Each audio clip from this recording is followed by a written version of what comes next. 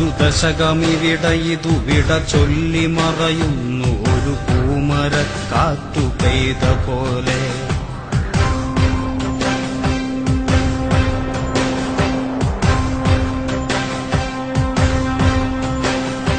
ഒരു ദശകമിവിടയിതു വിട ചൊല്ലി മറയുന്നു ഒരു പൂമരക്കാറ്റു പെയ്ത പോലെ. നിറയെ ചുവന്ന പൂക്കൾ, പാതയിൽ സമരങ്ങൾ തന്മുദ്രകൾ. നിറയെ ചുവന്ന പൂക്കൾ, പാതയിൽ സമരങ്ങൾ തന്മുദ്രകൾ.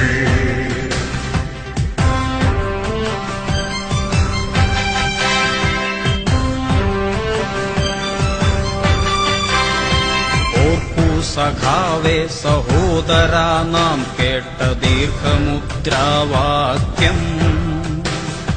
തോൽക്കയില്ല, തോൽക്കുവാനോ മനസ്സില്ല, തോറ്റുവെങ്കിൽ തോറ്റുകാലം. കേൾക്കൂ സഖാവേ ചരിത്രമേൽപ്പിക്കുന്ന വാക്കുകൾ പാടി നാമെന്നും.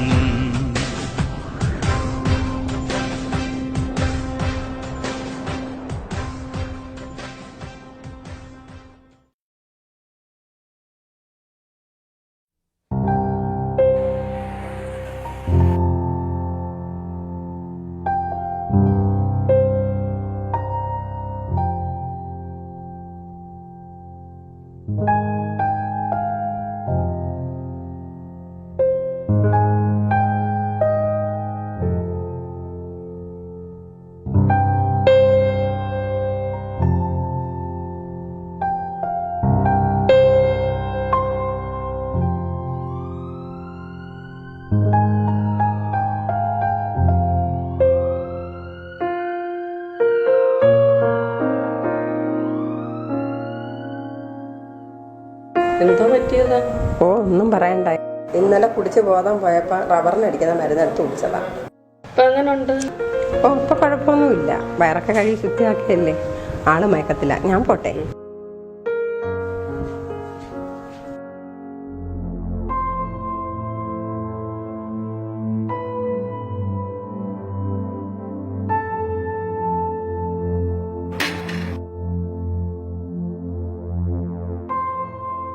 ആഹാ, മക്കള് രണ്ടുപേരും എത്തിയല്ലോ. വർഷാപ്പിൽ കുറച്ച് പണി കൂടുതലുണ്ടായിരുന്നു. ഇന്ന് തന്നെ തീർത്തു കൊടുക്കേണ്ട പണിയാ. അതാ ഇത്തിരി വരാൻ ലേറ്റായത്. വന്നിട്ട് വലിയ കാര്യമൊന്നുമില്ലല്ലേ. തിരക്കായിരുന്നു പോലും. 3 ദിവസമായി മനുഷ്യനെ ഇവിടെ അഡ്മിറ്റ് ചെയ്തിട്ട്.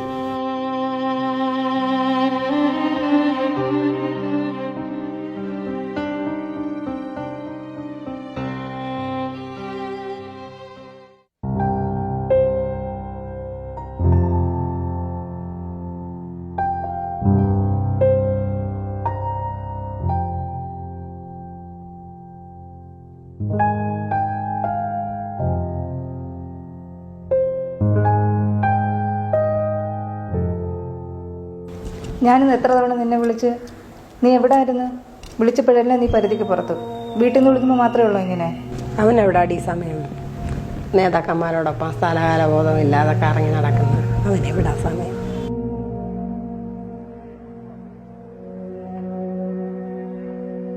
അമ്മ കൂടുതലൊന്നും പറയണ്ട. അമ്മയ്ക്ക് പൈസ വല്ലതും വേണേ പറ, അത് ഞാൻ തരാം. പൈസ നിന്റെ സ്ഥിരം ചോദ്യമല്ലേ? ഇങ്ങരുടെ കാര്യത്തിൽ എന്ത് വേണമെന്ന് എനിക്ക് നന്നായിട്ടറിയാം. നിന്റെ ഒന്നും ഔദാര്യം വേണ്ട. വേണുമ്പോൾ അറിയിച്ചോളാം. എന്തിനായി ദുർവാശിയൊക്കെ? ഏതെങ്കിലും സ്പെഷ്യാലിറ്റി ആശുപത്രി കൊണ്ടുപോയാൽ പോരായിരുന്നോ? ഇവറ്റോടൊന്നും പറഞ്ഞ ഒരു കാര്യമില്ലെന്നേ.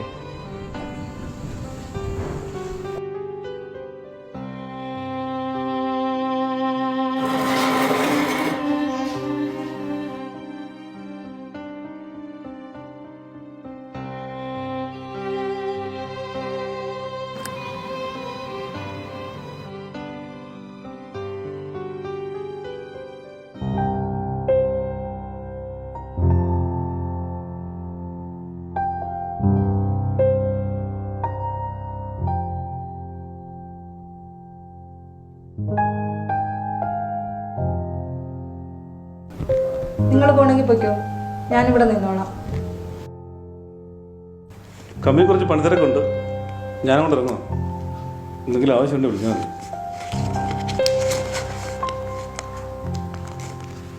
ഇപ്പൊ പൈസ വേണ്ടെന്ന് അമ്മ പറഞ്ഞില്ലേ, എന്തെങ്കിലും ആവശ്യമുണ്ടെങ്കിൽ അമ്മ അറിയിച്ചോളൂ.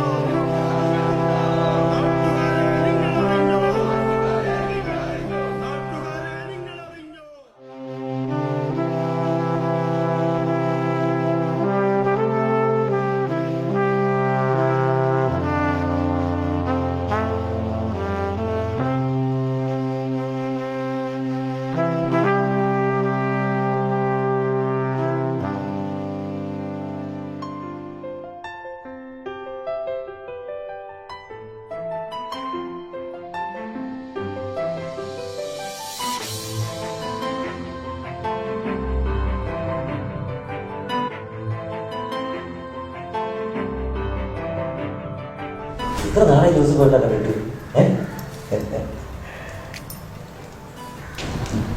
അടിയന്തരാവസ്ഥ കാലഘട്ടത്തിൽ കേരളത്തിൽ നടന്ന പ്രക്ഷോഭത്തേക്കാൾ വലിയ പ്രക്ഷോഭങ്ങളാണ് ദേശീയ തലത്തിൽ നടന്നത്.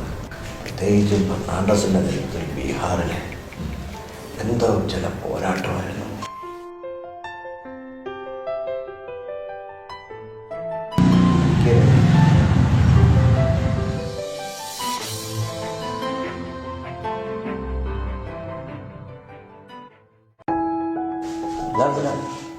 നമ്മുടെ പഴയ ശേഖര സഹാവിന്റെ മോന വലിയ വക്കീല. അടിയന്തരാവസ്ഥക്കാലത്ത് ഒരുപാട് മർദ്ദനമേറ്റങ്ങളായി സംഘർഷം. അറിയാമല്ലോ, ഈ ശേഖരനെ കൊണ്ടൊരു പിടികിട്ടിയില്ല. ഒരുപക്ഷെ കണ്ണൂർ കമ്മിറ്റി ആയിരിക്കില്ല. എന്തായാലും ശേഖരൻ്റെ പാതയിൽ തന്നെയാണല്ലോ ശേഖരൻ്റെ മകനും.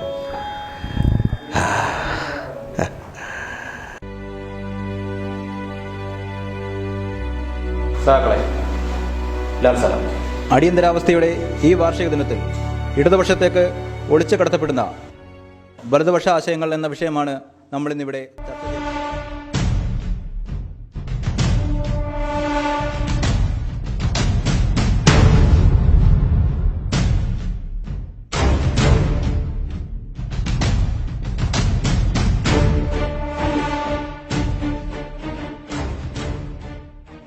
വീറും വാശിയും ഒരു വിപ്ലവം വരും തലമുറയ്ക്കും വീര്യമാവട്ടെ എന്ന് പറഞ്ഞുകൊണ്ട് ഞാൻ നിർത്തുന്നു. ലാൽ സലാം. നല്ല വിനയവും നല്ല പ്രസംഗവും നല്ല പോലെ രാഷ്ട്രീയം പഠിച്ചിരിക്കുന്നു. എന്തായാലും ശേഖരൻ്റെ മകൻ എൻ്റെ മക്കൾ മാർസിനെയും ലെനിനെയും പോലെ ആയില്ലല്ലോ. സഹാവേ, അറിയോ ജോസഫ് ഏട്ടനെ? പഴയകാല സമര പോരാട്ടങ്ങളിലെ ജോസഫേട്ടനെ എനിക്ക് നല്ലവണ്ണം അറിയാം. ജോസഫേട്ടൻ നന്നായി കവിത ചൊല്ലുമെന്ന് കേട്ടിട്ടുണ്ട്. ഒരു കവിതയായിക്കൂടെ? അതെ അതെ, സിവിക്കിനെയും ബാലേന്ദ്രൻ്റെ ഒക്കെ കേട്ടിട്ട് എത്ര കാലമായി. ഒരെണ്ണോട്ട് ചൊല്ലിയാട്ടെന്നേ. ചൊല്ലി ജോസഫ് ഏട്ടാ, അശോകൻ പറഞ്ഞു എന്തി.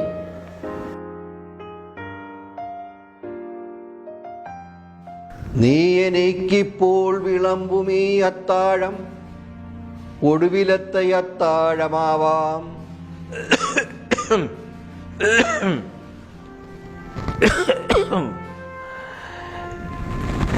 എന്തു പറയും നീ അവളോട്? അച്ഛനിപ്പോൾ വരുമെന്നോ ഇനി വരികയില്ലെന്നോ?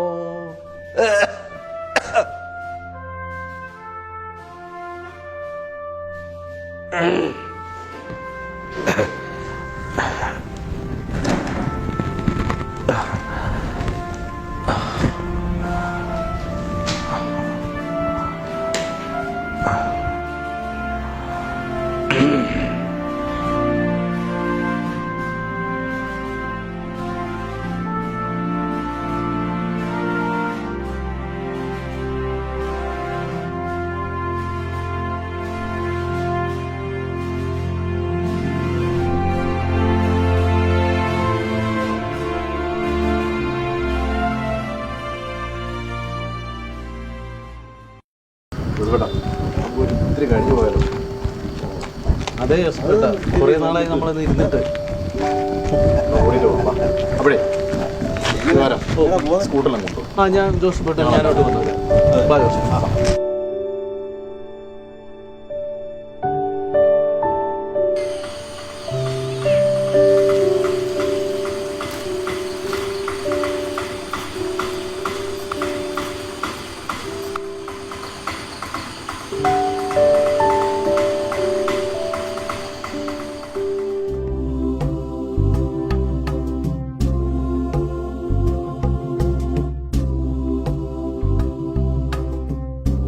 ഒന്ന് കൊണ്ടുപോകാൻ്റെ ദിവാര.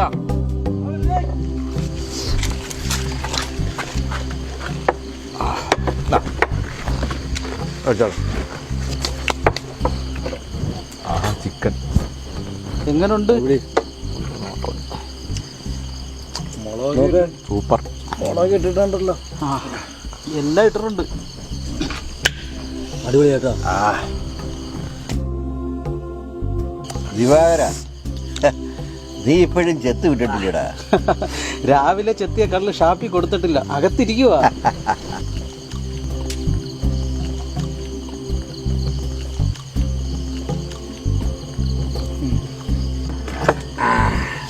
നീ വയ്യ. ദിവാരന്റെ വീട്ടിൽ വന്നിട്ട് ആരും ഒന്നുമില്ലാതെ പോരുത്. ദിവാകരന്റെ പഴയ ആ നർമ്മത്തിന് എന്നും ഒരു കുറവില്ല. വലിച്ചെടുക്ക്.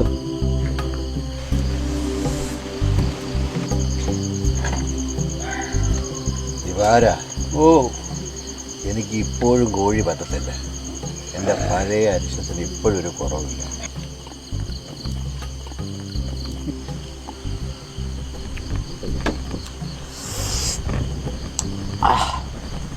ജോസഫേട്ടാ, എനിക്ക് രണ്ടുപേരും പാട്ട് പാടിയിരുന്നു. പാടറാ നീ. നിന്റെ വിഷമം തീർന്നാൽ വരെ നീ പാട്. സുമംഗലി, നീ ഓർമ്മിക്കുമോ സ്വപ്നത്തിലെങ്കിലും ഈ ഗാനം? ഒരു ഗദ്ഗതമായി മനസ്സിലലിയും ഒരു പ്രേമ കഥയുടെ ദുഃഖഗാനം. സുമംഗലി, നീ ഓർമ്മിക്കുമോ സ്വപ്നത്തിലെങ്കിലും ഈ ഗാനം? അശോക, നീ ആ പഴയ യാത്രാ മൊഴിയൊന്നും ചൊല്ലാമോ? ചൊല്ലാം. അമ്മേ പിൻവിളി വിളിക്കാതെ മുടിനാരിഴ കൊണ്ടെൻ്റെ കഴലുകെട്ടാതെ.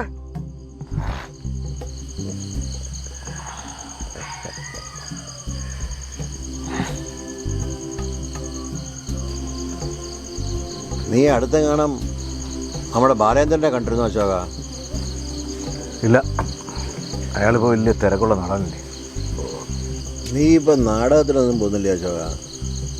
നാടകമൊക്കെ എന്നേ തട്ടേന്നിറങ്ങി പോയില്ലയോ എൻ്റെ ജോസഫേട്ട? ഉള്ളിൽ കയറി അങ്ങനെ ഒരു ദിവസം കൊണ്ട് ഇറക്കി വിടാൻ പറ്റുന്ന സാധനമാണോ ഈ കല? എൻ്റെ ഉള്ളിൽ നിന്റെ ആ രാവണൻ ഇപ്പോഴും ഉണ്ട്. രാവണൻ നിന്റെ ആ രംഗാലക്ഷ്മിയിലെ 2 ഡയലോഗ് അങ്ങോട്ട് കാച്ച എൻ്റെ അശോക. പറ അശോക, നിന്റെ ഡയലോഗ് കേട്ടിട്ട് എത്ര നാളായി? ആ കേക്കട്ടെ.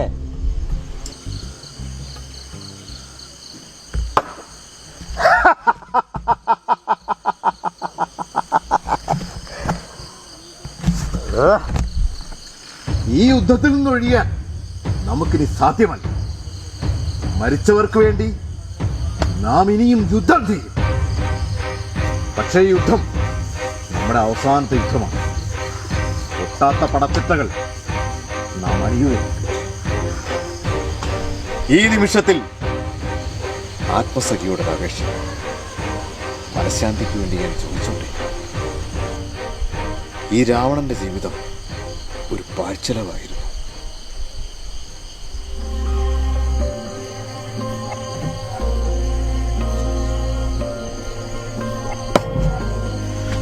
അതെടാ, രാവണന്റെ ജീവിതം ഒരു പാഴ്ചലമായിരുന്നോ? പറയടാ, പറയടാ ജോസഫേട്ടാ.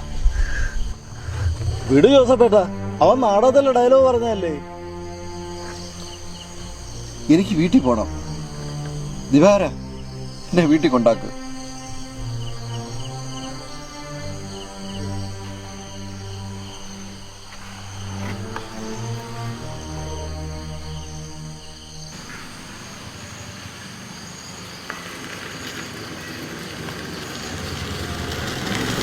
നമ്മുടെയൊക്കെ ജീവിതം ഒരു പാഴ്ചിലമായിരുന്നു ദിവാകര.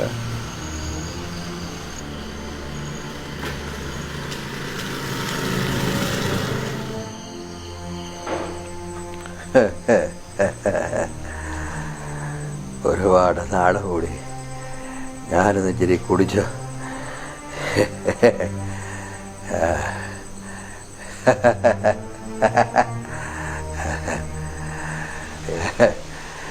വെളികുടീരങ്ങളെ മരണകളിരമ്പും രണസ്മാരകങ്ങളെ ഇവിടെ ജനകോടികൾ ചാർത്തുന്നു നിങ്ങളിൽ സമരപുളകങ്ങൾ തൻ സിന്ദൂരമാലകൾ. അവർക്കെന്റെ നടു തളർത്താനല്ലേ കഴിഞ്ഞുള്ളൂ, എന്റെ നാവർക്കാൻ കഴിഞ്ഞില്ലല്ലോ.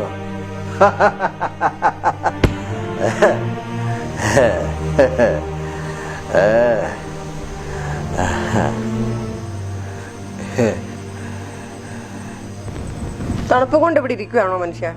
എനിക്ക് ഉറക്കം വരുന്നു, ഞാൻ കിടക്കുക.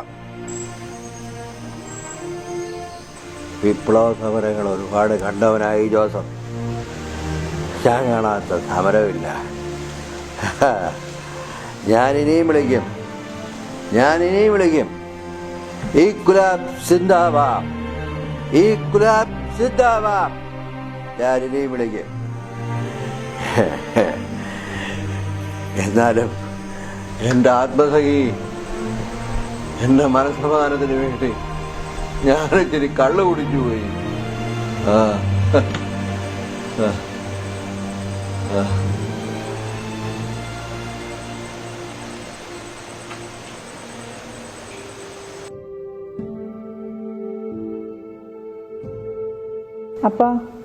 അപ്പ വിഷം കഴിക്കാൻ വേണ്ടി മാത്രം ഇത്രയും കാലമില്ലാത്ത എന്ത് വിഷമോ അപ്പനുണ്ടായത്? എന്നും ചിരിച്ചുകൊണ്ട് മാത്രമേ ഞാൻ എൻ്റെ അപ്പനെ കണ്ടിട്ടുള്ളൂ. നീയൊന്നും പോകണ്ടേ? നീ എൻ്റെ വിപ്ലവത്തിൻ്റെ കരുത്തല്ലേ? ഒന്ന് പോവാപ്പ. നീ എന്തിനാ വിഷമിക്കുന്നത്? ഒറ്റയ്ക്ക് ജീവിച്ച് കാട്ടിക്കൊടുത്ത പെണ്ണ. നീ ഒരു തീപ്പന്തമാണ്.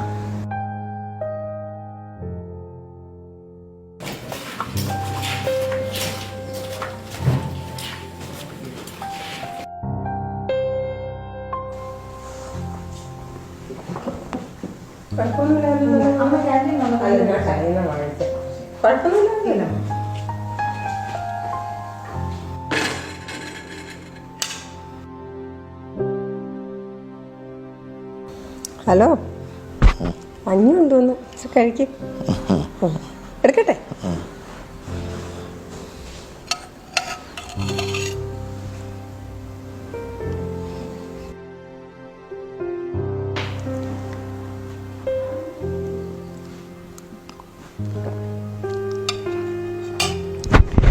പേടിച്ചു പോയാ നീ? എന്തിന്? ഉരുടാനെല്ലാം കുടിച്ചില്ലല്ലോ. സാധാരണ എപ്പോഴും വെക്കാറുള്ളത് പോലെ പകുതി എപ്പോഴും വെച്ചിരുന്നില്ലേ?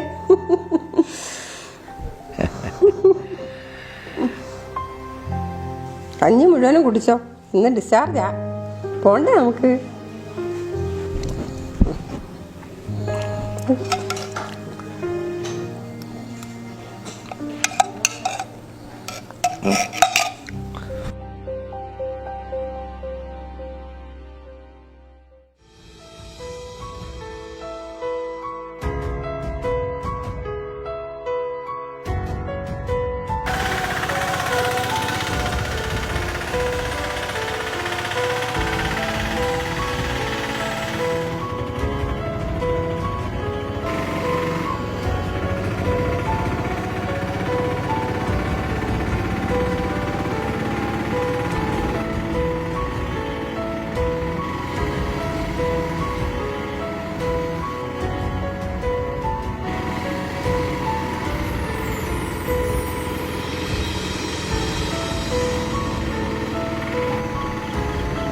അല്ല ഡ്രൈവറെ, പണിഞ്ഞ ആട്ടോ ഒന്ന് മാറ്റാറായില്ലേ? അതിന് കാശ് വേണ്ടേ അപ്പ? അതിനിപ്പം നിനക്ക് നിന്റെ ഭർത്താവിന് ചിലവിനൊന്നും കൊടുക്കണ്ടല്ലോ. അപ്പൻ ആ വിഷം മുഴുവനും കഴിച്ചുകൂടായിരുന്നോ?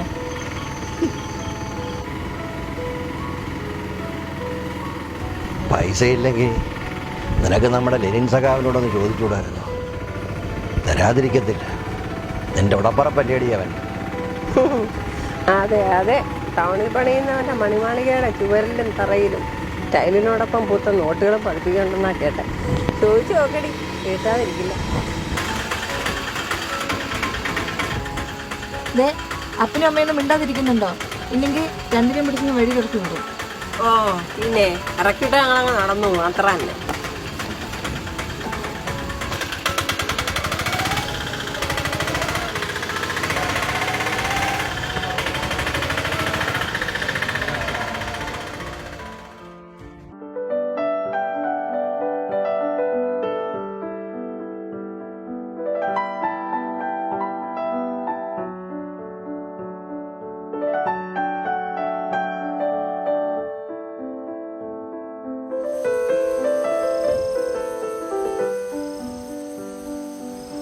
നേരെ ഒരുപാട് ഇരുട്ടി മോളെ.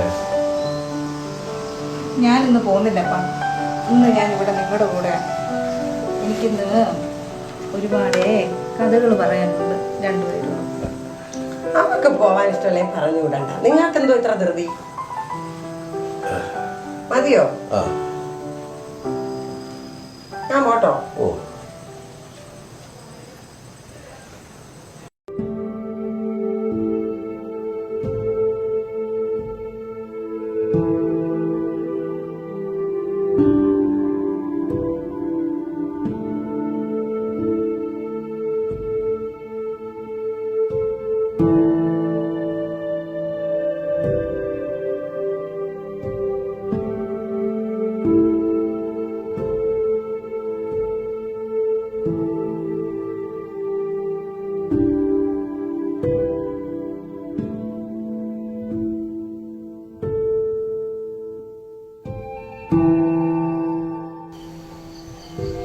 നീ ഉറങ്ങിയോ സാവിത്രി?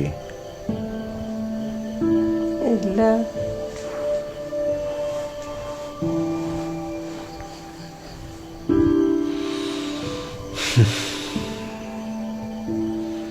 എങ്ങനെ ഉറക്കം വരാനല്ലേ? എന്തേ? മത്തായിയുടെ സുവിശേഷം 16-ാം അധ്യായം 26-ാം വാക്യം അറിയുമോ നിനക്ക്? ഇല്ല. എന്താ?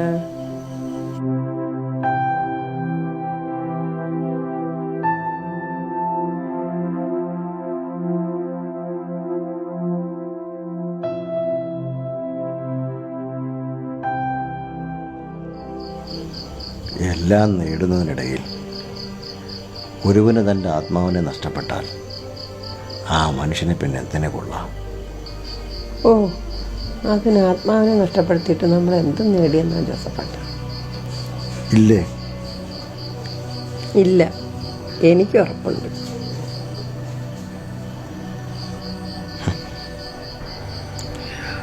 ആദർശം നഷ്ടപ്പെട്ട ആദർശവാനാണെന്ന് പിന്നെ എന്തിനായിരുന്നു സാവിത്രി അവരെന്നെ കളിയാക്കിയത്?